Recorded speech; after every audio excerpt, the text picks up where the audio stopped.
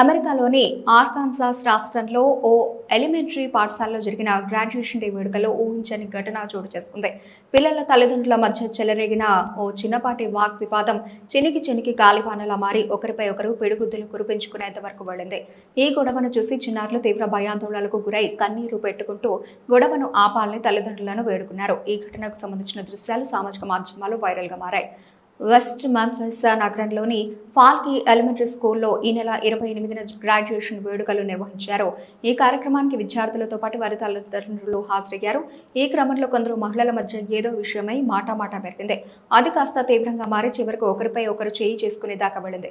వారిని అడ్డుకునేందుకు ప్రయత్నించిన ఇద్దరు పురుషులు కూడా ఈ గొడవలో భాగమై పరస్పరం దాడులు చేసుకున్నారు. ఈ ఘటనలో ఎవరికి గాయాలు కాలేదని తెలిసింది.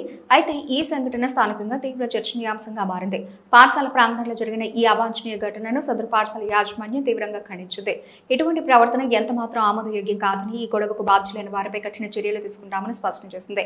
విద్యార్థుల సిబ్బంది భద్రత, పాఠశాల ప్రాంగణ రక్షణకై మా మొదటి ప్రాధాన్యం. ఈ వ్యవహారంలో పోలీసుల దర్యాప్తునకు మేము పూర్తిగా సహకరిస్తామని పాఠశాల యాజమాన్యం ఓ అధికారిక ప్రకటనలో పేర్కొంది.